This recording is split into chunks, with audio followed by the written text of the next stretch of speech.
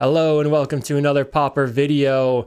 We're going deep on data today with the Magic Online Meta report. So the trophy report from the leagues from October 6th through 12th. I also have a look into the challenges courtesy of Kerblinksy. So thank you very much, Kerblinksy, for getting that data together for us.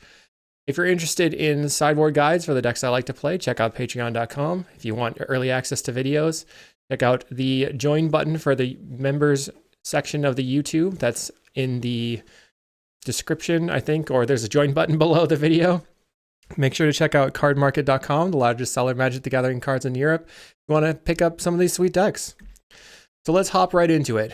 Over the week, we had mono red with 35 trophies, and actually one of them was legit burn. So it's really 34 trophies from Kuldotha at 19.5% of the metagame.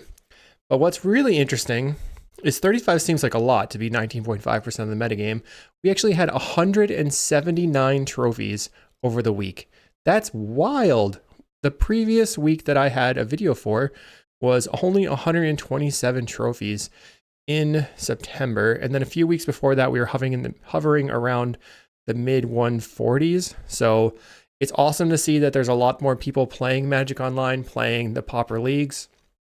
I am not really sure what's going on with that, but I really appreciate it. And then, mono red being on the top, it is a deck that is relatively easy to skew specifically to beat with stuff like Breath Weapon and Prismatic Strands. So it seems to be kind of making the format like pretty open, I guess, and from a result of that, like other than the fact that mono red is everywhere, sort of is everywhere anyway, it's got a lot of like things that can beat it. So the second most played deck from the leagues was Gruul Ramp with 8%, and then Affinity in third place now at only 6.7% of the metagame, which is wild. And then we have Madness Burn here. Madness Burn's supposed to be pretty good against the regular burn, so I can see why that's the case. And followed up by Jund Glee, some Terror decks, and dropping off from there. We had a couple of really spicy one-ofs. We had, I trophied with Eggstron and Altertron, which felt good. Got Walls for 2 trophies, a Mardu Synth, and the Petitioner's combo, which I actually had a video of previously. So that's pretty sick. If we scroll down here, this is the combined metagames. So I combined Gruul from Ponza and Ramp into one. It slightly changes the meta share, going up to 9.5%, not that much. Most people are really not playing Land Destruction now. And even the decks that were playing Land Destruction only had 4 Acid Moss, but no Thermokarsts. That doesn't seem to be the way to go. For the Glee combo, we had a few people playing Black-Green, but otherwise almost entirely Jund. It was mostly Hype playing his Gorehound version, and 1 or 2 other people that had a Black-Green. So that's only 7.8% of the metagame now. Really has fallen off. I think that mono red seems to be able to keep these Glee combo decks in check from the perspective of like being able to go fast as well as stop them from actually comboing off. So if you find a Glee deck that is good versus Kuldotha or mono red, then you're probably in a really good spot here. Over the weekend, we had the Pauper challenges. So this is a combination of Friday, Saturday, and Sunday. Once again, done by Kerblinksy, so really appreciate that. Kerblinksy has mono red Kuldotha at 20% of the metagame. Very, very similar to leagues, which is interesting. But they've got a 60% non-mirror win rate, which is absurd. Just the fact that you have a 60% non-mirror win rate is very, very good, especially over this large sample size. Really impressive. And we have Grixis Affinity, almost half the meta share. Then Jund Brutescale, Terror, Dimir Terror. The next good, well-performing deck from the challenge was Mono Blue Terror. And Mono Blue Terror has been able to kind of put the check on Brutescale and Affinity just by being so low to the ground and having so many 1-mana answers. And we have Eldrazi Stompy. So this is the Gruul Ramp deck at 56%. That's very, very strong as well.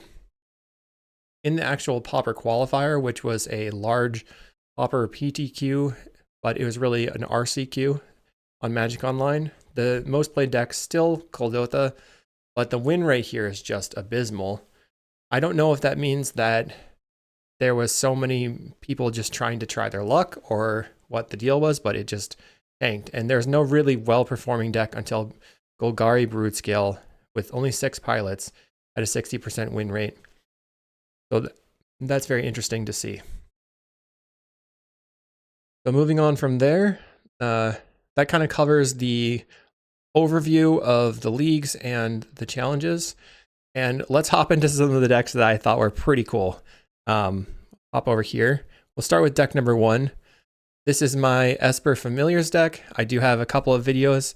There'll be another video out on Thursday of this week. And I'm just really trying to use Snuff Out for extra value. Let's pop out the preview window here. But Snuff Out is very, very good against Glee and can potentially be good against Terror. So that's why I was playing that.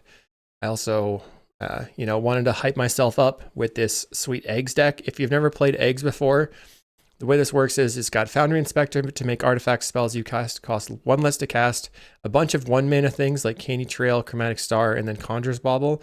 And you eventually deck yourself to 0 and loop Conjurer's Bauble, milling your opponent out with Jace's Erasure.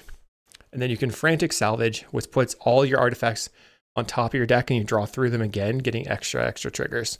Or Weather the Storm, and then we have Krark-Clan Shaman to wipe the board, but that was a bit of a test for this league specifically. So let's go on to number 3. This deck was pretty spicy. This is a Grixis Control. I forgot to point out who had done all these 5-0s, so I'm sorry about that, but you can check out the decks in the description below, and you can see who actually was the pilot. But this is a deck that has Brainstorm, Ponder, Counterspell, Spell Pierce, very low to the ground, just slinging easy, cheap spells with Scred.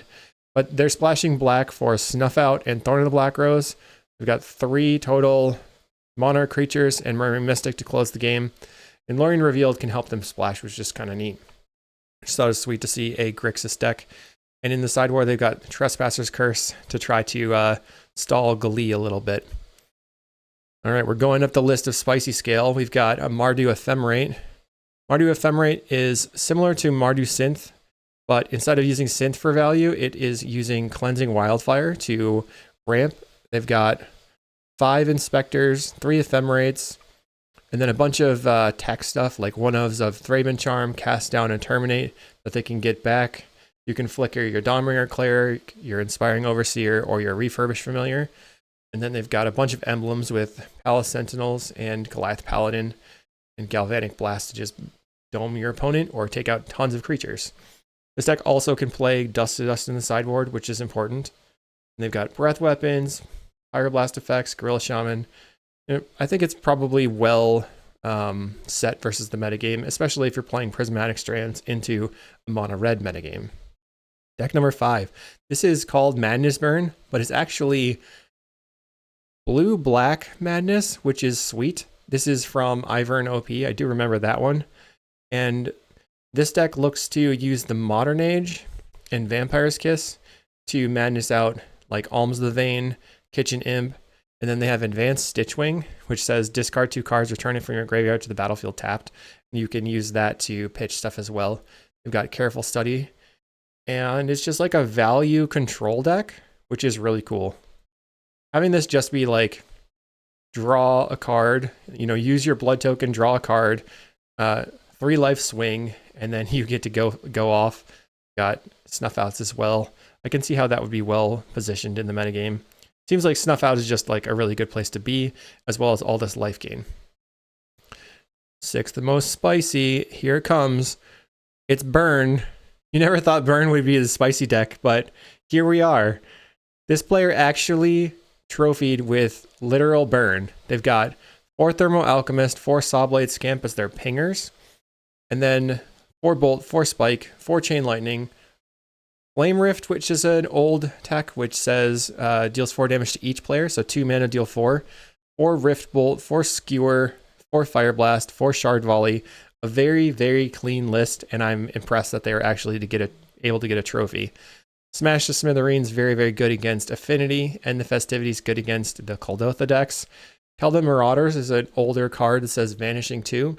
When it enters or leaves, it deals 1 damage to target player or planeswalker, which means that it can be a 2-mana deal 5. Since you play it, pings them, you attack for 3, and then it dies and pings them, which is very strong. You know, better than Flame Rift in a position where you're playing against an opponent without removal spells or creatures of their own.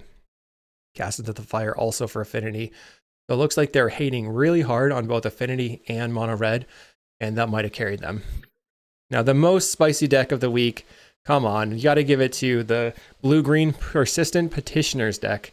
This is awesome. They're playing the Petitioners, which says target player mills a card, or you can tap 4 untapped advisors you control to mill 12 cards, and a deck could have any number of cards named Persistent Petitioners, which is just too hard to say. But it's really cool. They're playing 11 1-drops, splashing, getting in this Spell Stutter Sprite as a little bit of counterspell value. They've messed around with the mana base, 3 Forest, some Rimewood Falls, a Cycle Land, another Cycle Land, and then Seraph Sanctuary, which is really, really, really, really good in this deck. It says whenever an angel you control enters, you gain 1 life. That means that any of our shapeshifters are angels and you gain life using this land. Anything else cool happening? Looks like they are not playing Lorien Revealed, playing 4 Generous Ent, which I think is good because it seems like the hardest mana to get is the Forest. And Winding Way, Pawn Profit. This deck really beats up on mono red, which is cool. It's got so much life gain with the Declam, with the Knot of the Bone and the Seraph Sanctuary, combined with just a bunch of 1/3s to block. So if you want to beat mono red, this is the way to go. Although I had a hard time in the league that I played, you can check out my channel, playing against Terror, so I can understand why they're playing so many Relic of Progenituses. If you got that Relic going, it's going to be hard for your Terror opponent to win. One thing that I was talking to some people about in this deck is maybe you play there's a Changeling from Duskmourn, or there's a Changeling that's a 1 and a blue 2/1 that when it enters you loot. So you could use that maybe instead of Pawn Profit, and instead of playing Winding Way, you could play a bunch of Deep Analysis. And then if you want to mill yourself, you can mill into Deep Analysis and use those to draw a bunch of cards. So if you're looking to play this deck, that's something I would definitely try. I think that covers everything that I wanted to go over for the week. People have been asking me about this video. They've been saying that they like it. So if you like it, leave me a comment. Let me know what you thought. Make sure to subscribe, like the video, and hopefully I'll hear from you soon. We'll see you in the next video.